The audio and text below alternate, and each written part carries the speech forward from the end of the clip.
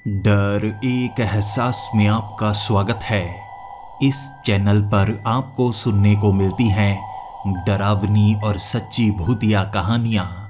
अगर आपको ऐसी ही वीडियोस देखना पसंद है तो हमारे इस चैनल को सब्सक्राइब करना ना भूलें। तो अब बढ़ते हैं आज की कहानी की ओर।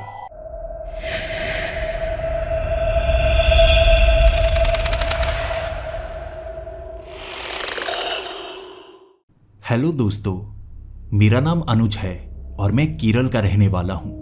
पेशे से मैं एक हेड कांस्टेबल हूँ। पुलिस में भर्ती होने का हमेशा से मेरा सपना रहा था। मैं एक छोटे से गांव में रहा करता था, तब पुलिस बनने के सपने देखा करता था। और कहते हैं जो आप भगवान से मांगते हैं भगवान आपको एक ना एक दिन देते ज़रूर हैं।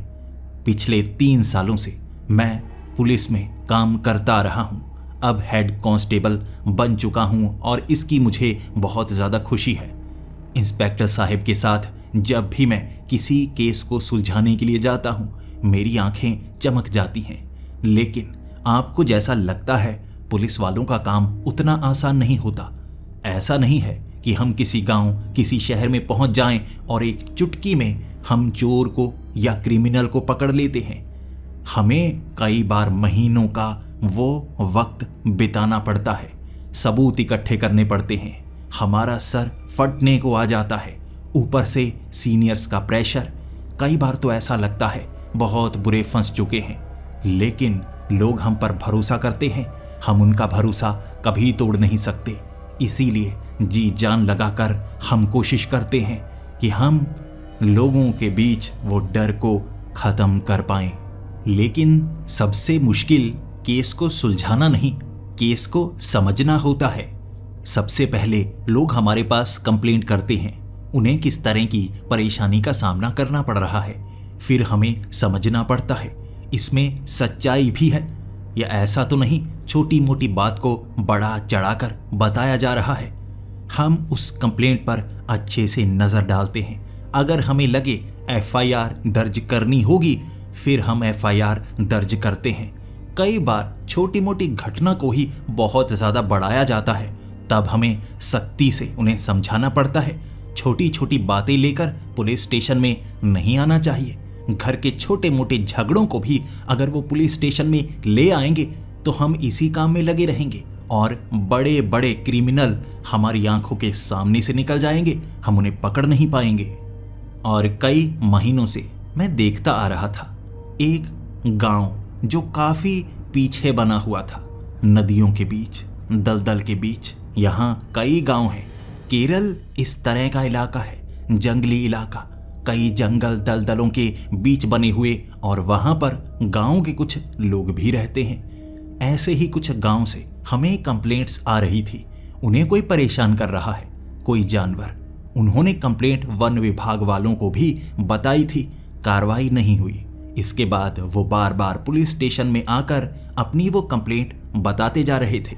मैंने पुलिस इंस्पेक्टर को भी कहा था कि मैं इस केस में अपना हाथ डालना चाहूँगा, क्योंकि मैं उसी इलाके से आता हूँ, लोगों की बात अच्छे से समझ पाऊँगा, उन्हें समझा भी पाऊँगा।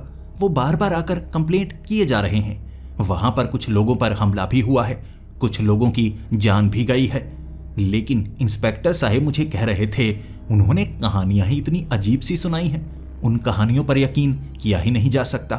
1-2 बार इंस्पेक्टर साहब वहां पर जाकर आए थे, लेकिन उन्होंने देखा वहां किसी क्रिमिनल को, किसी जानवर को पकड़ना बहुत ज्यादा मुश्किल है। वहां पर बड़े बड़े मगरमच्छ भी रहते हैं। ये दलदली सा इलाका है, वहां कोई छिप भी जाए तो उसे ढूंढना बहुत ज्यादा मुश्किल होगा। लेकिन गांव वालों की बातों से ऐसा लग रहा है ये कोई इंसान नहीं है, कोई भूत है। इसीलिए इंस्पेक्टर साहब को लगा वो अंधविश्वासी गांव के लोग जानबूझकर कंप्लेंट किए जा रहे हैं ताकि हम किसी न किसी ऐसे को पकड़ें जिन्हें वो पसंद नहीं करते हैं। इस बार फिर से वो कंप्लेंट आई थी, लेकिन मैंने इंस्पेक्टर साहब को कह दिया था सर मैं इस कंप्लेंट को सुलझाने की कोशिश करूंगा। इंस्पेक्टर साहब ने कहा था यहाँ देखो और भी कई केस है, उन पर नजर डालना शुरू कर दो, हमारे पास काम बहुत ज़्यादा है, करने वाले लोगों की संख्या बहुत ज़्यादा कम है। लेकिन उस समय वो कंप्लेंट काफी ऊपर से आई थी, बड़े बड़े अधिकारियों तक वो कंप्लेंट पहुंचा दी गई थी। तो हम पर प्रेशर बनने लगा था, क्योंकि इंस्पेक्टर साहब को इस केस में हाथ डालने के लिए मैंने ही कहा था। तो इंस्पेक्टर साहब ने भी मुझे कह दिया, ठीक है, अब बात ऊपर तक पहुंच ही गई है तो इस केस को तुम सुलझाने की कोशिश करो। जितने दिन लगते हैं तुम वहां रह सकते हो, वहां जाकर सबूत इकट्ठे करने की कोशिश करो, जानने की कोशिश करो ये गांव के लोग अंधविश्वास पर यकीन क्यों करते हैं, वहां घटनाएं कैसी हो रही हैं, और ये जो वो भूत भूत कहते रहते हैं ना कोई आदमी तो होगा जो उन्हें परेशान कर रहा होगा, कोई ना कोई जानवर होगा जो लोगों को चोट पहुंचा रहा होगा। तो मैं वहां जाकर इस केस को हमेशा के लिए खत्म करना होगा। क्या तुम ये काम करना चाहोगे? काफी मुश्किल है, दलदली सा इलाका है, बहुत पीछे बने हुए वो गांव जहां पर कोई सुविधा तुम्हें नहीं मिलेगी। मैं खुश हो गया था, उन्हीं गांव में से तो मैं आया हुआ था। भले ही ये गांव और भी ज्यादा आगे थे, लेकिन उन लोगों की भाषा मैं अच्छे से समझ सकता था। वो गांव के लोग क्या पसंद करते हैं, क्या पसंद नहीं करते, मैं जानता था। मैं बिल्कुल उनके जैसा ही था, वो मुझ पर जल्दी ही भरोसा कर लेंगे। मैंने हामी भर दी और उन्होंने भी मुझे लेटर दे दिया था कि वो इलाका अब तुम्हारे अंडर आ जाएगा, लेकिन याद रखना वहां तुम्हें कोई मदद नहीं मिलेगी। इस केस को तुम्हें खुद ही सुलझाना होगा, उनकी परेशानियां तुम्हें खुद ही दूर करनी होगी। मैं वहां नहीं आ पाऊंगा, वो इलाका तुम्हारा हुआ। तुम अकेले को वहां गांव वालों से मदद जरूर मिल जाएगी, लेकिन देखना तुम्हें ही होगा। हामी भरी थी मैंने। उसके बाद मैं उस गांव की तरफ निकल पड़ा था। मुझे नहीं पता था उस गांव तक पहुंचने के लिए मुझे कैसे कैसे पापड़ बेलने होंगे। मैं जब वो आखिरी वाले गांव तक पहुंचा था तब मुझे पता चला उसके आगे सड़क नहीं है। बड़ी सी कश्ती से उस दलदली इलाके में, वो नदियों के बीच से मुझे जाना होगा, और वहां लोग रुकते नहीं। कश्ती से जैसे मुसाफिर को छोड़कर वापस आ जाते हैं। कहते हैं वो गांव बहुत ज्यादा खतरनाक है और वहां पर रहस्यमय घटनाएं होती हैं। उस कश्ती पर बैठे मुझे ऐसा लग रहा था कि मैं इतनी दूर से आया हूं, अब और कितनी और आगे जाना होगा। वहां पर मुझे सब सुविधाएं मिल पाएंगी, मैं किसी बड़ी मुसीबत में फंस तो नहीं जाऊंगा। 6 घंटे का सफर मुझे सिर्फ पानी में करना पड़ा था, तब जाकर मैं उस गांव तक पहुंच पाया था। कश्ती से उतरते वक्त जब मैं वापस देख रहा था, मुझे ऐसा लग रहा था मैं बहुत दूर निकल आया हूं। यहां ऐसे गांव भी मौजूद हैं जिनके बारे में मैं जानता तक नहीं। ये लोग मुझे अपने जैसा मानेंगे या नहीं, मुझे पता नहीं था, लेकिन गांव वाले बहुत ज्यादा अच्छे थे। मुझे देखते ही खुश हो गए। मेरी वर्दी की पहचान हर कोई कर पा रहा था, पुलिस वालों को कौन नहीं पहचानता। मुझे देखकर वो बहुत खुश। मुझे एक घर में बिठाया गया, खाना खिलाया गया, मुझसे सवाल पूछे गए और उसके बाद सवाल पूछने की बारी मेरी थी। मैं एक एक करके उनसे पूछता जा रहा था, गांव की परेशानियां क्या हैं, आपके इस गांव से बहुत ज्यादा कंप्लेंट्स आ रही हैं, और आपका ये जो गांव है बना भी किस तरह से जंगल के बीच है, दलदली इलाके में, चलकर भी यहां तक आया नहीं जा सकता, बहुत ज्यादा दूर है, कश्तियों से आया जाता है, और आपको अगर कोई हेल्थ कंडीशन आ जाती है, किसी भी तरह की इमरजेंसी आ जाती है, आप अस्पताल तक कैसे जाते हैं? उन्होंने कहा यहाँ अस्पताल मौजूद नहीं है, हम जड़ी बूटियों से, औषधियों से इलाज करने की कोशिश करते हैं, क्योंकि अस्पताल तक जाने में लोगों की मौत हो जाती है। मैं एक पल के लिए थोड़ा घबरा सा गया था।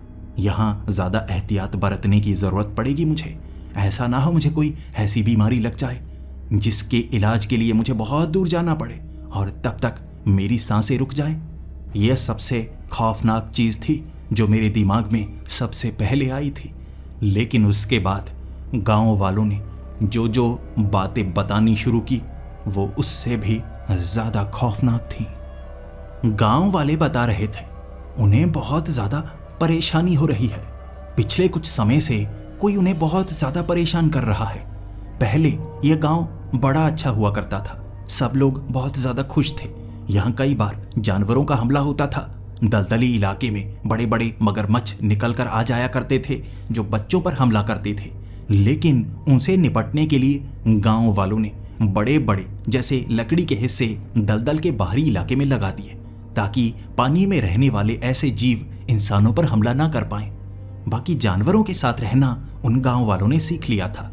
आसपास जितने भी गांव थे ना, वो भी काफी दूर, क्योंकि पानी में तैरकर जाया नहीं जा सकता था, कश्तियों से जाया जा सकता था। और दलदली इलाके में जैसे सिर्फ नदी पर ही कश्ती चल सकती है, दलदल पर कश्ती चलाने पर कहीं फंस जाए तो वहां से निकला भी नहीं जा सकता, फिर पेड़ों के ऊपर से सफर तय करना पड़ता है। लेकिन यहाँ गांव में लोग जानवरों से कम और चीजों से ज्यादा डरते थे। मैंने पूछा, और चीजें? मैं समझ नहीं पा रहा, क्या यहाँ पर कोई ऐसे मुजरिम है जो आपको नुकसान पहुंचाते हैं? चोरी के किस्से या लूटपाट के किस्से तो नहीं होते? उन्होंने कहा, नहीं, यहाँ कभी चोरी नहीं होती, कभी लूटपाट नहीं होती, लेकिन एक ऐसी जगह जहां सबसे ज्यादा घटनाएं होती हैं, कोई बता भी नहीं पाता। मैंने पूछा, कौन सी जगह? गांव से थोड़ा आगे, वहां एक खास टापू सा बना हुआ था दलदल के बिल्कुल बीच में, जंगली इलाके में। और गांव के लोग जब यहाँ कोई मर जाता तो यहाँ उसकी लाश को जलाया नहीं जाता, उस जगह जाकर दफनाया जाता, उसकी कब्र बनाई जाती, और ये काम रात के वक्त किया जाता। यहाँ गांव के लोग अलग ही संस्कृति को माना करते थे। उन्होंने कहा कि रात के वक्त ही लाश को दफनाया जाता है, चारों तरफ दिए जलाकर, क्योंकि कहते हैं रात को जब लाश जमीन को छूती है, आत्मा शरीर से बाहर निकलती है और भगवान उस आत्मा को अपने पास बुला लेते हैं। उसके बाद उसे दोबारा जन्म लेने की इच्छा नहीं होती, वो भगवान में लीन हो जाता है। लेकिन उस जगह अब कुछ अजीब घटनाएं होनी शुरू हो गई हैं। जब जब ये लाश लेकर वहां दफनाने के लिए जाते हैं, वहां उन्हें अलग सा दृश्य देखने को मिलता है। पुरानी कब्रें जैसे खोद खोद कर निकाली गई होती हैं, लाशें कई बार बाहर पड़ी होती हैं, कुछ लाशें गायब हो चुकी हैं, लेकिन कुछ लाशें जैसे खोदकर निकाली तो जाती हैं, कहीं ले जाई नहीं जाती, वहीं पर फेंक दी जाती हैं। ऐसा नहीं है ये कोई जानवर करता होगा। अगर जानवर इस तरह मांस खाने के लिए लाशों को बाहर निकालता है तो वहां फेंक कर क्यों चला जाता है? अगर वो किसी लाश को लेकर जाता है तो कहां लेकर जाता है? इस बात का जवाब गांव वालों को नहीं मिल रहा था, और इस बात से थोड़ा सा मैं भी डर गया था। मैंने उनसे पूछा, ये किसी जानवर का काम लगता है या किसी इंसान का काम लगता है? उन्होंने कहा, ये ना जानवर का काम है ना इंसान का काम है।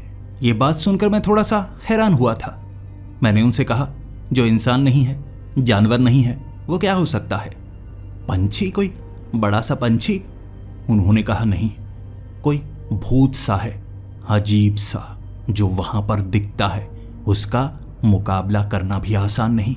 कई बार उससे लड़ने की कोशिश की है कुछ लोगों ने, और जो लड़े थे वो जिंदा नहीं है बताने के लिए। उनकी भी लाश मिली, कुछ की तो लाश भी नहीं मिली। ये बात सुनकर मुझे थोड़ा सा डर लग रहा था, और मैंने उनसे कहा, कितने लोग वहां पर मारे जा चुके हैं? कंप्लेंट में ये तो बताया नहीं गया। उन्होंने कहा, वहां करीबन 14 से 15 लोग मारे जा चुके हैं। 14-15 लोगों की मौत सुनकर मेरी आंखें खुल गई थी, और मैं उन्हें कह रहा, इतने लोग मारे जा चुके हैं? ये तो बड़ी घटना लगती है, इस पर तो FIR दर्ज होगी ना? उन्होंने कहा, हम कंप्लेंट कई बार कर चुके हैं, लेकिन उस पर FIR दर्ज होती ही नहीं, उस पर कोई एक्शन होता ही नहीं। मैंने कहा, ऐसा क्यों?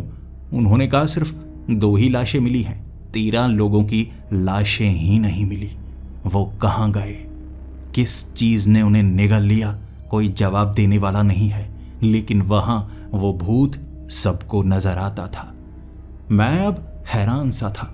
मुझे ऐसा लग रहा कि मुझे पुलिस स्टेशन जाना होगा, इंस्पेक्टर साहब को यह बताना होगा कि 15 लोग मारे जा चुके हैं। लेकिन फिर मेरे मन में वो ख्याल आया, इंस्पेक्टर साहब इस कंप्लेंट को खत्म करने की कोशिश कर रहे थे, दबाने की कोशिश कर रहे थे, क्योंकि उनका मानना था यहाँ पर पुलिस वाले आ गए काफ़ी दूरी पर, और हो सकता है यहाँ काफ़ी ज़्यादा समय लगे, और इसके लिए उन्हें मुसीबत का सामना करना पड़ेगा। उन्होंने मेरे ऊपर ये जिम्मेदारी डाली थी और कहा था कि मुझे अकेले को ही ये काम करना होगा, बदले में मेरी प्रमोशन मुझे मिलेगी। मैं सोच रहा था कि इस तो काफ़ी बड़ा लगता है, इंस्पेक्टर साहब के साथ काम भी बहुत ज़्यादा कर चुका हूँ। अगर मैं इस केस को सुलझा पाया, उस कातिल को पकड़ पाया, शायद मेरी प्रमोशन हो जाए, लेकिन इज्जत तो ज़रूर बनेगी। लेकिन क्या सच में वो कोई भूत है या कोई इंसान भूत बनकर लोगों को डरा रहा है, वहाँ लोगों पर हमला कर रहा है? मुझे देखना होगा, मुझे पता करना होगा। इसके बाद ये शाम का वक्त हो चुका था और मैंने गांव वालों को कहा, चलो वहाँ चलते हैं, जाकर देखते हैं। गांव वालों की हिम्मत टूट चुकी थी। उनका कहना था, आप अकेले जाना चाहते हो तो जा सकते हो, अंधेरे का वक्त हो गया है और वहाँ पर अंधेरे में जाना मौत को दावत देने के बराबर है। उन्होंने बातों बातों में मुझे बहुत ज़्यादा डरा दिया था, तो मैंने सोचा आज ना जाना ही सही होगा। पहले ही दिन तो यहाँ पर आया हूँ, पहले ही दिन ऐसी खतरनाक जगह पर जाना सही नहीं होगा। पहले समझना होगा यहाँ कैसे कैसे खतरे हैं। कोई ऐसा जानवर तो नहीं जो इन्हें भूत लगता हो, वो लोगों पर हमला करता हो। पहले समझूंगा। उस रात मैं उस गांव में ही रुका था और पहली बार अलग सा एहसास हो रहा था। उस गांव के जितने घर थे ना, वहाँ जमीन के नीचे कब पानी आ जाता है पता ही नहीं चलता। उन घरों को, उन झोंपड़ियों को जमीन से 5 से 6 फुट ऊपर बनाया गया था। नीचे लकड़ी के बड़े बड़े बम्बू से लगाए गए थे ताकि नीचे पानी भरने पर भी घरों में पानी ना आए। धीरे धीरे रात को जैसे पानी ऊपर की तरफ उठना शुरू हो जाता है, जैसे समंदर का पानी यहाँ पर आ रहा हो, तो बिल्कुल वो घर के अंदर पानी आने को तैयार होता है। यहाँ चारों तरफ नदी के बीच बना हुआ ये गांव काफी खौफनाक लग रहा, और वो आवाजें जो मेरे घर के अंदर से आ रही थी कीड़ों की, उसने भी मुझे थोड़ा सा डराया था। जब मैं खिड़की खोलकर बाहर की तरफ देख रहा था ना, चांद की रोशनी पानी पर टकरा रही थी, चारों तरफ रोशनी फैलती जा रही थी, और एक ख्याल जिसने मेरे अंदर सिहरन सी पैदा कर दी, अगर यहाँ कोई बड़ी घटना हो जाए, मान लो गांव के लोगों पर हमला हो जाए, भागने का मौका तक नहीं है, पानी कई फुट ऊपर तक आ चुका है, जमीन पर पैर रखना भी बहुत ज्यादा मुश्किल हो जाएगा। मैं पूरी रात सो नहीं पाया था। पानी के हिलने की वो आवाज जब जब अंदर आती, मैं जमीन को हाथ लगाकर देखता। नीचे बड़े बड़े फट्टे लगाए गए थे, उनके ऊपर मिट्टी का फर्श बनाया गया था और उसके ऊपर जैसे कुछ घास फूस रखकर कुछ चादरें डाली गई थी। वो नरम गद्दा सा बन गया था। फिर भी मैं नहीं चाहता था गीले गद्दे पर सोऊं। पूरी रात सो नहीं पाया। जैसे ही सुबह सूरज चढ़ा, बाहर से आवाजें आना शुरू हो गई। मैं घर से बाहर निकला तो जितना पानी रात के वक्त आया हुआ था, सभी का सभी जैसे वापस चला गया हो या जमीन ने उसे सोख लिया हो। मैं जमीन पर पैर रख सकता था। मिट्टी नरम हो चुकी थी, लेकिन फिर भी चला जा सकता था। अब मैंने गांव वालों से बात की कि सुबह का वक्त हो चुका है, अब मुझे वहां पर जाना होगा, देखना होगा जहां पर सबसे ज्यादा घटनाएं होती हैं। मेरे साथ 2 लोग थे, हट्टे कट्टे पहलवान से। कश्ती पर बैठकर वो मुझे उस जगह लेकर गए। 45 मिनट का समय लगा था कश्ती के साथ, पेड़ों के आसपास से घूमते हुए। साफ पानी के ऊपर कश्ती आगे की तरफ निकल रही थी। दोनों तरफ मुझे जंगल नजर आ रहा, घास नजर आ रही, और मैं उन्हें कह रहा था यहाँ चलकर जाया नहीं जा सकता।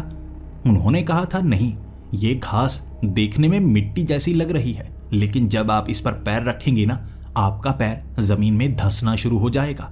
ये दलदली सा इलाका है, मिट्टी जैसा प्रतीत होता है, लेकिन जो रास्ते पर हम जा रहे हैं नदी के सहारे, ये ही आखिरी रास्ता है वहां पहुंचने का। 45 मिनट लगाकर उस कश्ती को एक जंगल के बीच वाले इलाके में पहुंचाया गया। पेड़ इतने ऊंचे ऊंचे थे, ऐसा लग रहा था शाम का वक्त हो रहा हो, जबकि सुबह के 10 बजे का ही वक्त था। सूरज पूरी तरह से चढ़ा हुआ था, लेकिन वहां पेड़ों की छतरी के कारण रोशनी नीचे तक कम आ रही थी। अंधेरा अंधेरा सा प्रतीत हो रहा। जब उस जमीन पर मैंने पैर रखा था, वो हिलती हुई जमीन लग रही थी। ऐसा लग रहा था वो मिट्टी पानी के ऊपर तैर रही हो। मैं छलांग लगाऊंगा, कहीं छेद ना हो जाए, नीचे छेद से मैं मिट्टी के नीचे दलदली पानी में न पहुंच जाऊं। लेकिन उन्होंने बताया यह मिट्टी हिलती हुई प्रतीत जरूर होती है, लेकिन कभी भी इसके नीचे पानी नहीं निकलता। ये जमीन जुड़ी हुई है, बस ये कुछ इलाके हैं जो दलदली नहीं है, जहां पानी नहीं है। उस मिट्टी पर मैं अकेले ने पैर रखा था, उस मिट्टी पर मैं अकेला था। वो दोनों ने वहां पर पैर नहीं रखा। उनका मानना था दिन के वक्त यहां पर आना अपशगुन की निशानी होती है और रात के वक्त वो भूत परेशान करता है, इसीलिए वो यहां पर पैर रखना नहीं चाहते थे।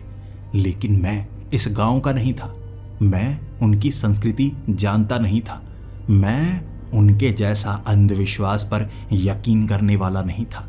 मैंने जमीन पर पैर रखा, आगे की तरफ बढ़ने लगा। वहां पेड़ों को इस तरह से मोड़कर बनाया गया था जैसे आकृतियां दी गई हों घरों की, दरवाजों की, लेकिन वो सिर्फ दिखने में दरवाजे और घर थे। पास पहुंचने पर वो पेड़ नजर आते, पीछे कुछ नहीं था, जैसे सिर्फ आगे वाली दीवार सी बनाई गई हो। निकलते निकलते मैं कब्रिस्तान में पहुंचा था और वहां देखकर मैं हैरान था। वो साफ साफ कब्रिस्तान था। लोहे का इस्तेमाल किया गया, लकड़ी का इस्तेमाल किया गया, लेकिन वहां जितनी भी कब्रें थी सब जैसे खोदी गई थी। मिट्टी इधर उधर बिखरी हुई और वहां मुझे इंसानी शरीर के कई अंग दिख रहे, कई हड्डियां दिख रही, जैसे लाशों को जमीन से निकाला जा रहा हो और जो काम की लाशें हैं उन्हें ले जाया जा रहा हो, बाकी हड्डियों को यहां पर बिखेरा जा रहा हो। मैं काफी आगे तक चलता जा रहा था। भले ही मैं अकेला जरूर था, लेकिन मैं तेज धार हथियार अपने साथ लेकर आया था। एक भाला भी लेकर आया था। मेरे पास रिवॉल्वर नहीं थी, लेकिन मैं इस तरह से भी काम चला सकता था। अगर कोई भी जानवर मेरे करीब आने की कोशिश करेगा ना, तेज धार इस भाले से उसे चीर कर रख दूंगा। आगे बढ़ते बढ़ते मैं एक ऐसी जगह पहुंचा जहां पर मिट्टी एक नदी के साथ लगती थी और उसके बाद आगे की जमीन। मुझे छलांग लगाकर जैसे आगे पहुंचना था, लेकिन पता नहीं था ये जो छोटा सा टापू बना हुआ है इतना ही है या हिस्सों में है। आसपास दलदली इलाका और बीच बीच में जैसे छोटे छोटे टापू दिख रहे। शायद छलांगे लगा लगा कर मुझे अलग अलग जगह पर जाना होगा। अंधेरा बहुत ज्यादा था, मैं पानी में पैर रखना नहीं चाहता था। अचानक मुझे सामने कुछ नजर आया, काला काला सा, जैसे कोई इंसान हो जिसने पानी के अंदर से थोड़ा सा सर बाहर की तरफ निकाला हो। पहले तो मुझे लगा कि वो दो आंखें ही हैं, लेकिन अंधेरा इतना ज्यादा था मैं पक्के तौर पर नहीं कह सकता था। अचानक वो चीज पानी में चली गई। मैं अच्छे से देख भी नहीं पाया। मुझे नहीं पता वो जानवर था या इंसान था, लेकिन देखने में इंसान बाहर की तरफ निकलकर लग रहा। मैंने कदम पीछे हटाने शुरू कर दिए। मैं अकेला ही था। ऐसा ना हो यहाँ कुछ ऐसा हो जो मुझ पर हमला कर दे, या इंसान ही यहाँ पर ऐसे रहते हों जो कहीं और जुर्म करके यहाँ छिपने के लिए आए हों, या वो भूतों वाली बात सच निकली। फिर मैं क्या करूँगा? मैंने तो तैयारी भी नहीं की। किसी को अपने साथ रखना सही होगा, अकेले इस तरह से यहाँ घूमना सही नहीं होगा। मैं वापस चल पड़ा था बड़ी तेजी से। उस कब्रिस्तान से निकलकर जैसे ही मैं उस कश्ती के पास पहुंचा, वो दोनों लड़के उस कश्ती पर ही बैठे हुए मुझे देखकर काफी ज्यादा खुश हुए। आप आ गए, चलिए चलते हैं। मैंने उन्हें कहा, अभी जाने का समय नहीं है, यहाँ पर हमें समय बिताना होगा। और मैंने आगे वाले उस काले पानी में कुछ देखा था। अच्छे से नजर तो नहीं आया, लेकिन मुझे लगा जैसे इंसान हो जिसने सर बाहर की तरफ निकाला हो। उसकी आंखें सी दिख रही थी। फिर वो पानी में चला गया। मैंने इंतजार किया कि अगर इंसान है तो सांस लेगा, बाहर की तरफ आएगा, या कोई जानवर भी है तो बाहर तो आएगा ना। कुछ मिनट इंतजार किया, वो बाहर नहीं आया। फिर तो मैं वापस आ गया। ऐसा कोई पानी वाला जानवर ना हो तो तुम मेरे साथ आओ, इकट्ठे चलते हैं। वहां जाकर हमें देखना होगा, पता तो करना होगा ना किस चीज ने यहां पर दहशत मचा रखी है। मेरी ये बात सुनकर दोनों हक्के बक्के से हो गए थे, एक दूसरे की तरफ देखे जा रहे थे। मैंने फिर से उन्हें समझाया, देखो अब शगुन की बात नहीं है, यहां तुम्हें मेरी मदद तो करनी होगी ना। ये पूरे केस को मैं अकेला थोड़े ना सुलझा सकता हूं। अगर कोई क्रिमिनल हुआ या कोई जानवर हुआ या वो भूत ही हुआ, मुझे मदद की जरूरत होगी। अब पुलिस वाले सुपरमैन नहीं होते जो अकेले सब कुछ कर सकते हैं। अगर आप मेरी मदद करेंगे तो मैं ये जल्दी से जल्दी सुलझा पाऊंगा, आपकी मदद जल्दी कर पाऊंगा। ये बातों का असर उन पर हो गया। वहां मिट्टी को सर पर लगाने के बाद उन्होंने उस जमीन पर पैर रखा, मेरे साथ साथ चलने लगे। मैं उनसे पूछता जा रहा था, यहां जाया जा सकता है या नहीं। जैसे ही इस टापू के बिल्कुल एक अंत तक पहुंचे, बीच में नदी थी, दूसरी तरफ भी टापू सा लग रहा, साफ मिट्टी थी। मैंने उनसे पूछा, क्या दूसरी तरफ जाया जा सकता है? उन्होंने कहा, जी बिल्कुल, बस इस नदी में पैर मत रखना। नदी में पैर रखोगे, ऊपर से तो बहाव नहीं लग रहा, लेकिन अंदर बहाव होता है। आप थोड़ा सा आगे की तरफ बह सकते हैं। ऐसा नहीं है कि बहकर काफी आगे निकल जाएंगे, लेकिन आपको कुछ पकड़ना होगा। नीचे कई पेड़ों की जड़ें हैं जिसमें टांगे फंस सकती हैं, फिर थोड़ी मुश्किल हो जाती है जिन्हें तैरना नहीं आता। और वहां लकड़ी के बड़े बड़े हिस्से, बड़े बड़े पेड़ों को सटाने के बाद नदी के ऊपर जैसे पुल सा तैयार कर दिया। ये वो नहीं कर पा रहे थे, लेकिन मैंने उन्हें सिखाया कैसे ये करना है। वहां छोटे छोटे पुल बनाए ताकि एक जगह से दूसरी जगह आसानी से पहुंचा जा सके। यहां अच्छे से पता करना था क्या चल रहा है क्या नहीं।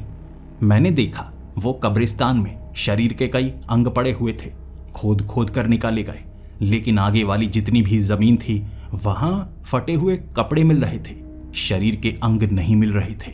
मैं देखता गया, उन सबूतों को इकट्ठा करता गया। पेड़ों पर अजीब अजीब निशान बने हुए, और मैंने उन लड़कों से पूछा था, ये निशान कैसे हैं? उन्होंने कहा, हमें इसके बारे में नहीं पता, गांव में ऐसे निशान नहीं बनाए जाते, ये हमारी सभ्यता, हमारी संस्कृति के कोई चिन्ह नहीं है, ये तो जैसे किसी और ने बनाए हैं। मैं ध्यान से देखने लगा वो चिन्ह क्या है, निशान क्या है, लेकिन कई पेड़ों पर वो निशान बनाए गए। फिर मैंने ध्यान देना शुरू किया। हर एक पेड़ जिस पर लाल रंग के फूल लगे हुए थे, उसी के ऊपर ऐसे निशान बनाए गए थे। मैं ये एक कागज पर नोट करता गया। सब चीजें जो यहाँ हो रही हैं, हर चीज को पहले नोट करना पड़ता है, फिर सोचना पड़ता है क्या हो सकता है क्या नहीं हो सकता। समय बीता जा रहा था। ये छोटा सा टापू नहीं था, यहाँ छोटे छोटे कई टापू थे जो एक दूसरे के बहुत ज्यादा करीब थे। बड़े बड़े पेड़ों को गिराकर एक टापू से जैसे दूसरे टापू तक जाया जा सकता था, और कई जगह बड़े बड़े तालाब, दिखने में साफ पानी के तालाब असल में दलदल थे जिसमें पैर नहीं रखा जा सकता था, नहाया नहीं जा सकता था, ना वो पानी को पिया जा सकता था। वहाँ एक दलदली इलाके में ऐसे नीले नीले फूल लगे हुए थे जो बहुत ज़्यादा जहरीले थे। उन्होंने बताया, इन फूलों को हाथ लगाने के बाद जैसे आपको मदहोशी सी होने लगेगी, आपको लगने लगेगा आपकी आंखों के सामने अजीब अजीब दृश्य आ रहे हैं, और धीरे धीरे वो जहर आप पर असर करने लगेगा। लेकिन ये जहर किसी को मारता नहीं, बेहोश कर देता है। कई घंटों बाद होश आता है। अब एक जगह मिट्टी काफी ज्यादा गीली थी, लेकिन उस पर पैरों के निशान से बने हुए। उन पैरों के निशानों को देखकर मैंने उन लड़कों से पूछा था, ये तो इंसानी पैरों के निशान लग रहे हैं, लेकिन यहाँ कई जगह ये पैरों के निशान फैले हुए हैं। तुमने तो कहा था इस तरफ कोई भी गांव का आदमी आता नहीं, तो ये पैरों के निशान किसके हैं? उन्होंने कहा, भूतों के निशान होंगे, भूतों के, चलो यहाँ से चलते हैं। मैंने कहा, नहीं, पैरों के निशान अलग अलग दिशा में जा रहे हैं, ध्यान से देखो, 3 दिशाओं में जा रहे हैं। ऐसा करते हैं, हम तीनों उस दिशा की तरफ चलते हैं, पता तो लगेगा ये पैरों के निशान किस तरफ गए हैं। क्या यहाँ जो लोग खोए हैं, मैं तो मान सकता हूँ कि 13 लोग खो गए हैं, 2 लोग मारे गए हैं। जिनकी लाशें नहीं मिली उन्हें मृत घोषित नहीं किया जाता जब तक पक्के सबूत नहीं मिलते।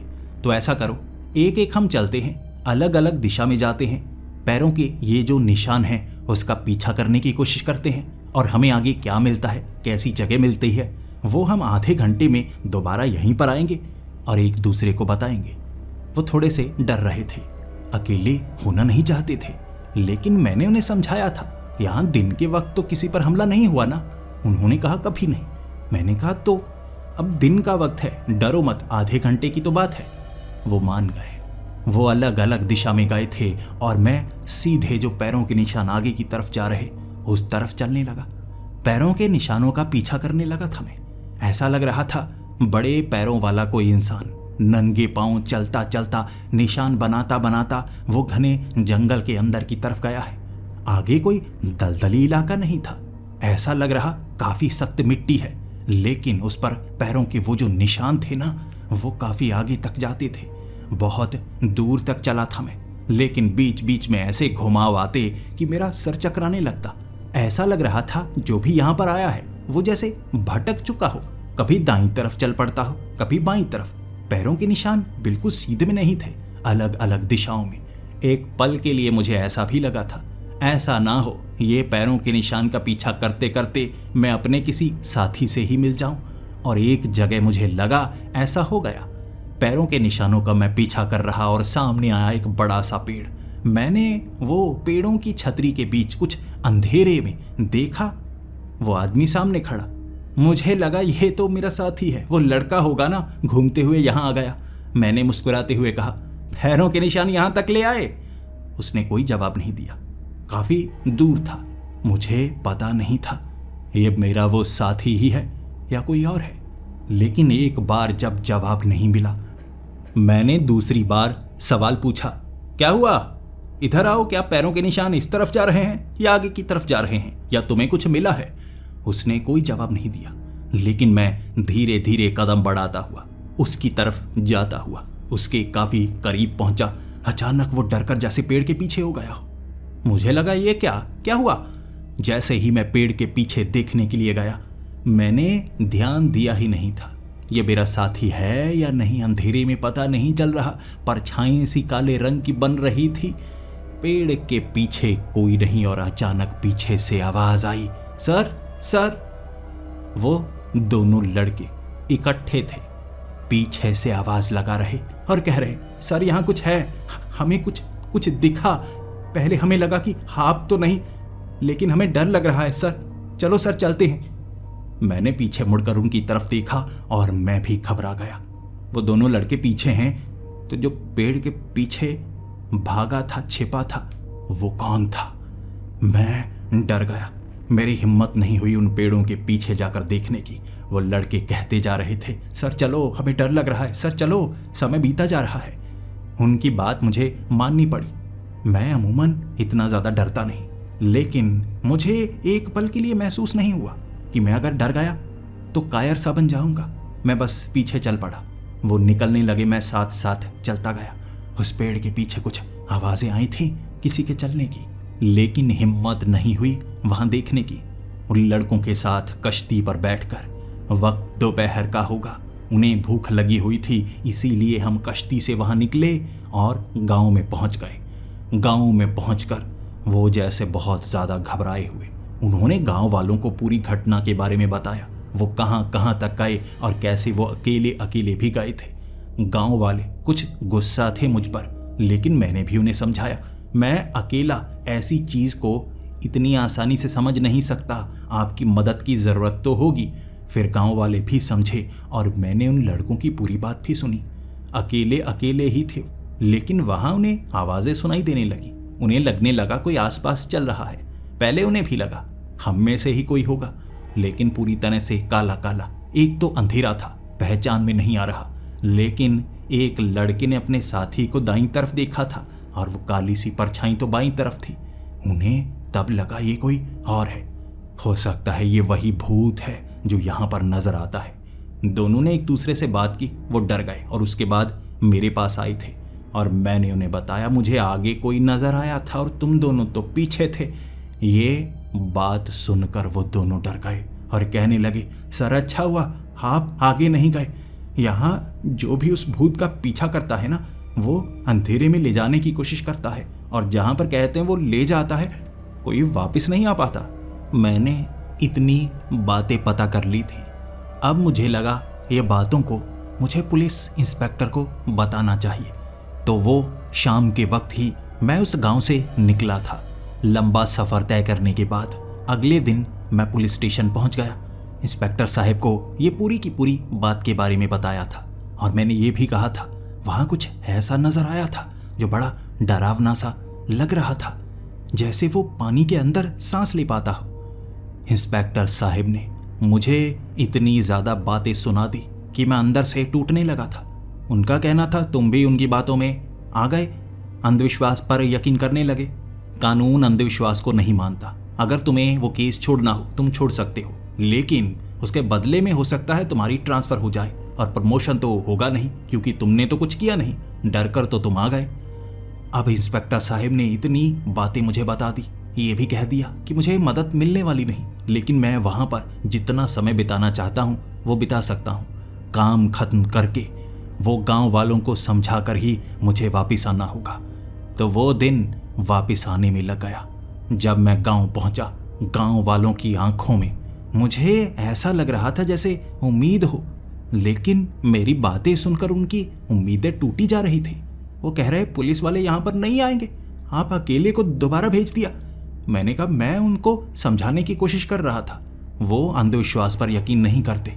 मैं चाहे जो कर लूँ वो यकीन नहीं करेंगे। तो ये जो घटना हो रही है, यहाँ जो हो रहा है, ये मुझ अकेले को ही सुलझाना होगा। गांव वाले बहुत ज़्यादा मायूस थे, लेकिन मैंने गांव वालों के अंदर हिम्मत भरने की कोशिश की और मैंने उन्हें कहा तुम कभी ना कभी किसी के मरने पर लाश वहां पर लेकर ज़रूर जाते हो, भले ही वो भूत तुम्हारे सामने आ जाए या नहीं। उन्होंने कहा हाँ, जब कोई मर जाता है आखिरी बार उसे इज्जत के साथ विदाई दी जाती है, तो हम उसके लिए खुद की जान को भी खतरे में डाल लेते हैं। मैंने कहा तो बस दोबारा समझ लो कि जो मरने वाला है उससे पहले ही हम सबको इज्जत दे रहे हैं। हमें हिम्मत वाला बनकर अपनी जिंदगी को भी वैसा बनाना है कि भगवान हम पर गर्व कर पाए।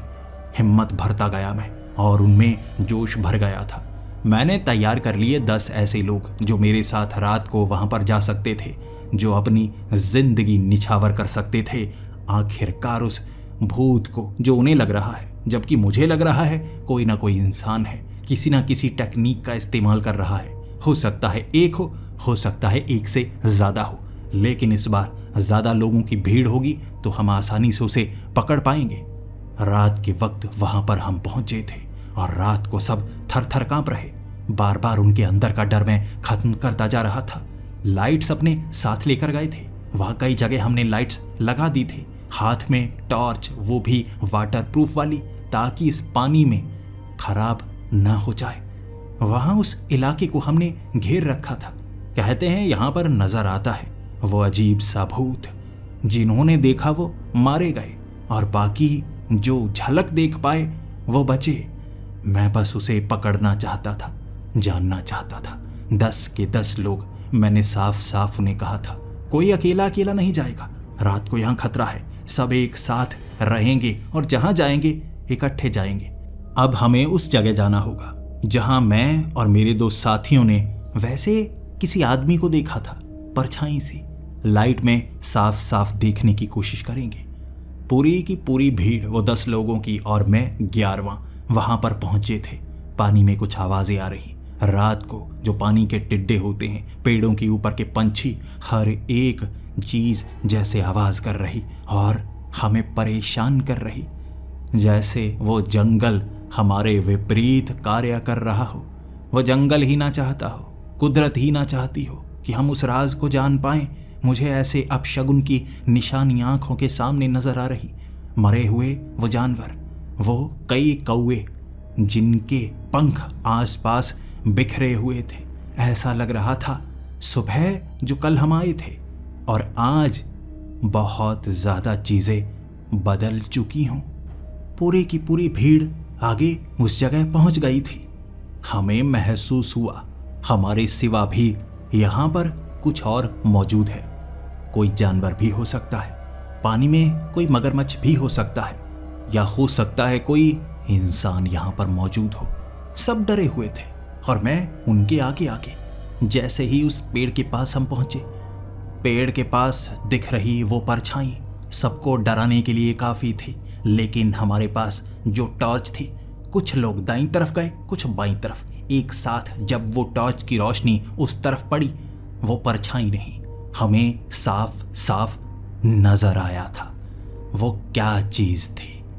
वो सामने अजीब सा जानवर था जो 2 पैरों पर खड़ा, पीठ हमारी तरफ थी, बड़ा सर जैसे किसी भेड़िए का हो। सब डरे, थोड़ा पीछे हटे, जबकि मैंने 2-4 कदम और आगे की तरफ बढ़ाए, लेकिन जैसे ही वो पलटा उसका चेहरा इंसानी नहीं था, वो जानवर ही था, लेकिन अब आगे से साफ दिखा। उसकी बड़ी बड़ी आंखें, चौड़ा सा मुंह, लंबी सी बाजू और लंबे लंबे हाथ। पैर उसके 3 उंगलियों वाले काफी लंबे से थे और वो गुर्रा रहा मुझे देखकर। लेकिन इतनी भीड़ को देखने के बाद उसने धीरे धीरे कदम पीछे हटाए और वो पेड़ के पीछे जैसे गायब सा हो गया। उसका चेहरा सबकी आंखों में छप सा गया था। पहली बार सबने उसे सामने से देखा था। इससे पहले बताने वाले अधूरी बातें बताते थे। यहाँ वो दिए मशाले लेकर आते थे, साफ साफ देख नहीं पाते थे। इस बार तैयारी करके आए तो सबने साफ देखा, लेकिन जवाब किसी के पास नहीं। वो जानवर था या भूत था। लेकिन मैंने जैसे ही वो पेड़ के ऊपर से छलांग लगाकर दूसरी तरफ पहुंचकर उसे पकड़ने की कोशिश की, वो तो आगे आगे भागने सा लगा था। मैं उसके पीछे पीछे। मुझे लग रहा था मेरे साथी भी मेरे पीछे पीछे ही होंगे। मैं उन्हें यहाँ लेकर इसीलिए आया हूँ ताकि इस जानवर को पकड़ पाऊं। ये कोई जानवर ही है या कोई ऐसा इंसान जो बहुत बुरी बीमारी से जूझ रहा है, ये मुझे जानना था। हाथ में भाला, मैं उसके पीछे पीछे और वो जानवर काफी आगे तक भागा, छलांग लगाकर एक पेड़ पर चढ़ा और फिर मैं जब वहां रुककर उसे देख रहा था, उसने मेरे ऊपर छलांग लगा दी। मेरा रिएक्शन टाइम बहुत तेज था। मैं पुलिस वाला हूँ, इसीलिए मेरी ट्रेनिंग ऐसी हुई है। भाला आगे कर दिया मैंने। वो भाला उसके सीने के आर पार हो गया था, लेकिन उसका पंजा मेरे चेहरे पर भी लगा था। थोड़ा सा खून निकला और भाले को एक तरफ झटक कर मैंने उसे फेंक दिया। वो जमीन पर गिरा। मुझे लगा छाती के आर पार भाला हो चुका है। भाला खींचकर मैंने बाहर जरूर निकाल लिया था, लेकिन वो दोबारा उठा। थोड़ा जख्मी था। फिर से पेड़ पर छलांग लगाई और पेड़ पर छलांग लगाने के बाद मेरे ऊपर छलांग लगाने की कोशिश की। मैं दाईं तरफ लौट गया तो बचा, लेकिन उसके पंजे जमीन में गड़ चुके थे। वो सीधा सीधा हमला नहीं करता, जैसे छलांग लगाकर ऊपर से बड़ी जोरदार हमला करता था और बार बार भाला आके करके मैं उसे जख्मी भी कर रहा और मैं भी जख्मी हो रहा। लेकिन मेरे साथी बहुत समय तक पीछे नहीं आ रहे। फिर वो जानवर मेरे सामने खड़ा हो गया और भाला आगे की तरफ किए हुए। मैं खुद को भी बचाना चाहता था, उसे भी रोकना चाहता था। मुझे नहीं पता था इस तरह के हालात बन जाएंगे कि मुकाबला आमने सामने का हो जाएगा। मैंने उसका मुकाबला करने की बहुत कोशिश की। फिर मुझे लगा मुझे थोड़ा थोड़ा पीछे ज़रूर हटना होगा। मैं थोड़ा थोड़ा पीछे हटने लगा था। मैंने अपने साथियों को भी देखा जो वहाँ पीछे छिपे हुए बड़े डरपोक से थे, लेकिन मुझे उस जानवर से इस तरह से भिड़ता देख वो भी मेरी मदद के लिए आ गए। मैं अकेला मारा जाता। शायद मुझे देखकर उनमें हिम्मत जाग गई थी। वो भी मुकाबला करने लगे। जो जो उनके हाथ में था तेज धार हथियार, वो भी वार करते। लेकिन उस जानवर को कोई असर नहीं हो रहा था। मांस छिल रहा था, छाती के आर पार भाला हो जाता, लेकिन वो मर नहीं रहा था। इतना जख्मी होने के बाद भी कमजोर नहीं पड़ रहा। लेकिन भीड़ ने जब चारों तरफ से उसे घेर लिया, उसे भी पीछे हटते हुए देखा। उसकी आंखों में भी खौफ देखा और जब सामने वाला खौफ खाने लगे, समझो आप जीत रहे हैं। और जीत जब दिखने लगे तो हिम्मत बढ़ने लगती है। सबकी हिम्मत बढ़ने लगी थी। सब मुकाबला कर रहे और वो पीछे पानी के अंदर समा गया। जब वो पानी में गया तब पानी के अंदर कोई जाना नहीं चाहता था और समझदारी इसी में थी कि हम यहाँ जमीन पर रहें जहाँ हम ताकतवर हैं, वहाँ ना जाएं जहाँ हो सकता है वो ताकतवर हो। वो क्या था, क्या कर सकता था, अब तक पता नहीं था। पहली बार तो देखा था, मुकाबला भी हो चुका है। जाने तो सही, रात के अंधेरे में ही हम वहां से निकले थे।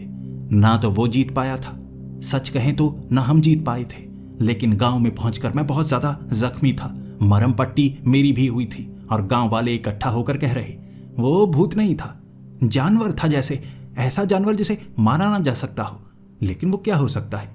किसी ने कहा वो पिशाच होगा, पिशाच ऐसे होते हैं। तो किसी ने कहा कि वो एक अजीब सा भूत है जो शरीर के साथ चलता है, इसीलिए शरीरों को, लाशों को कब्रों से निकालता है। लेकिन मैं जानता था ऐसी कोई चीज़ नहीं है। मुझे इसके बारे में पता करना होगा जो गांव वाले नहीं जानते। अगर गांव वालों को पता होता तो वो पहले ही समझ जाते। मुझे उस जगह से निकलना पड़ा, बाहर शहर की तरफ। वो अगला दिन मैं शहर में रहा, तलाशता रहा, जानता रहा। पुलिस स्टेशन नहीं गया, वहां से मुझे कोई मदद नहीं मिलने वाली थी। एक ऐसे जानवर की बात बताता तो मुझ पर सब हंसते और शायद मुझे वापस जाने का मौका ना मिलता। डिमोशन होती, कहीं और भेजा जाता। मैंने ढूंढना शुरू कर दिया और अंत में ढूंढ निकाला ऐसा दिखने वाला जानवर जिसकी तस्वीर मुझे एक किताब में मिली थी। ये कोई पिशाच या भूत नहीं था, ये एक जानवर ही था जिसे घोल कहा जाता है। घोल जो जमीन में गड़ी हुई लाशों को निकाल निकाल कर खाता है और कहते हैं कहीं ये लाशों को लेकर जाता है और उनके शरीर के अंगों को अलग थलग करता है और जोड़कर कुछ बनाने की कोशिश करता है। उस जगह इसकी कमजोरी होती है और इसे मारना हमें अलग तरह से पड़ता है। इसे जख्मी करके मारा नहीं जा सकता, इसे काट कर मारा जा सकता है। शरीर के हर अंग को छोटे हिस्से में काटा जाए तो ही इसे मारा जा सकता है, वरना ये शरीर के हर अंग को दोबारा जोड़ सकता है। एक बार बहुत छोटे हिस्से हो जाएं, फिर ये कुछ नहीं कर पाता। ये जानकारी लेकर, तेज धार हथियार लेकर और एक बड़ी सी इलेक्ट्रॉनिक वाली आरी लेकर मैं सीधा पहुंच गया था अब उस गांव में। वो गांव में मेरी तैयारी देख गांव वालों में हिम्मत भर चुकी थी, क्योंकि मुकाबला उन्होंने भी किया था। अब वहां जाने वाले लोगों की संख्या ज्यादा और मैं चाहता था ज्यादा से ज्यादा लोग वहां पर जाएं, ढूंढें उस जगह जहां वो लाशों को लेकर जाता है। जिंदा लोग हो सकता है वहां मौजूद हों, शायद कोई मिल ही जाए। हम जब वहां पहुंचे वो हमें नजर नहीं आ रहा। हम उस जगह तक पहुंच गए रात के अंधेरे में, लेकिन वो दिखा नहीं। पानी में कुछ आवाजें आती रहीं, लेकिन हम उस जगह पार करते करते काफी आगे बढ़े और वो जानवर जब इस भीड़ को देखकर घबरा चुका सामने से नजर आया। हमला करने की उसकी हिम्मत नहीं थी, क्योंकि हर किसी ने तलवार या बड़े से चाकू को पकड़ रखा। जैसे वो समझ गया उसकी कमजोरी पता लग गई है। चमकती हुई चीजों से वो डरता था, इसीलिए डरकर पीछे भागा पानी में। लेकिन हम पानी में नहीं गए, हम उस दिशा की तरफ गए जिस तरफ से वो आता था। वो टापू को पार करके हमें उस दलदली इलाके में पेड़ों के ऊपर से जाना पड़ा था। वहां पर हम कई जगह मशाले जलाते, रोशनी करते। वो पीछे पीछे इंतजार कर रहा, कोई पानी में गिरेगा वो जिंदा नहीं छोड़ता। और एक गलती से आदमी पानी में गिरा भी था, जिसकी टांग को उसने काटा था और टांग खींचकर धड़ से अलग कर दी।